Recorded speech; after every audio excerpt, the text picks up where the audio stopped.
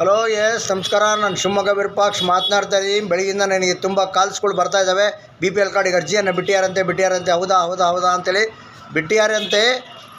ನಾವು ಹೋದ ವಾರನೇ ನಿಮ್ಗೆ ಹೇಳಿದ್ದೆ, ಮೆಡಿಕಲ್ಲು ತೀರಾ ಕಾಯಿಲೆಯಿಂದ ಬಳಲ್ತಾ ಇರೋರಿಗೆ ಮೆಡಿಕಲ್ ಸರ್ಟಿಫಿಕೇಟಿಗೋಸ್ಕರ BPL ಕಾರ್ಡ್ ಇಲ್ಲದೇ ಇದ್ದವರಿಗೆ, ಹೆಸರು ರೇಷನ್ ಕಾರ್ಡಲ್ಲಿ ಸೇರ್ಪಡೆ ಇಲ್ಲದೇ ಇದ್ದವರಿಗೆ, ಮಕ್ಕಳಿಗೆ ಎಲ್ಲ ಸೇರ್ಪಡೆಗೋಸ್ಕರ ಇವತ್ತು ಮತ್ತು ನಾಳೆ ಅವಕಾಶ ಕೊಟ್ಟಿದ್ದಾರೆ. ಅದಕ್ಕಿಂತ ಮೊದಲು ನೀವು ಫುಡ್ ಇನ್ಸ್ಪೆಕ್ಟರ್ ಹತ್ರ ಹೋಗಿ ನಿಮ್ಮ ಮೆಡಿಕಲ್ ಸರ್ಟಿಫಿಕೇಟ್ ಎಲ್ಲ ಕೊಟ್ಟು, ಡಾಕ್ಟರ್ ಸರ್ಟಿಫಿಕೇಟ್ ಎಲ್ಲ ಕೊಟ್ಟು, ನಿಮಗೆ BPL ಕಾರ್ಡ್ ಅವಶ್ಯಕತೆ ಇದೆ ಅಂತೇಳಿ ನೀವು ಅರ್ಜಿಯನ್ನು ಫುಡ್ ಇನ್ಸ್ಪೆಕ್ಟರ್ ಹತ್ರ, ನಿಮ್ಮ ಏರಿಯಾ ಫುಡ್ ಇನ್ಸ್ಪೆಕ್ಟರ್ ಹತ್ರ ಕೊಡಬೇಕಂತೆ.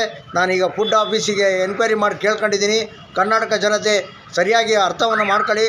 ಹೊಸ್ದಾಗಿ ಅಪ್ಲಿಕೇಶನು ಮತ್ತು ಸುಮ್ಮನೆ ಸೇರ್ಪಡೆಗೆಲ್ಲ ನೀವು ಅರ್ಜಿ ಹಾಕಿರು, ಅದು ತಗೊಳ್ಳೋದಿಲ್ಲ. ಶಿವಮೊಗ್ಗವನ್ನು ಗ್ರಾಮವನ್ನು ಹೋಗಿ ಮಾತ್ರ ಅರ್ಜಿಯನ್ನು ಹಾಕಬೇಕಂತೆ. ನಾನೆಲ್ಲ ವಿಚಾರನ ವಿಮರ್ಶೆ ಮಾಡಿ ತಿಳ್ಕೊಂಡಿದ್ದೀನಿ.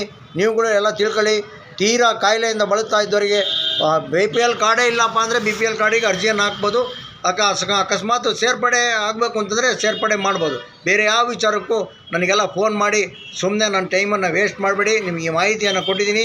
ಈ ವಿಡಿಯೋವನ್ನು ಎಲ್ಲರಿಗೂ ಶೇರ್ ಮಾಡಿ. ಇವಾಗ ನನ್ನ ಯೂಟ್ಯೂಬ್ ಚಾನಲ್ ಇದೆ, ಸಬ್ಸ್ಕ್ರೈಬ್ ಮಾಡೋದನ್ನು ಮರಿಬೇಡಿ. ನಮಸ್ಕಾರ, ಥ್ಯಾಂಕ್ ಯು.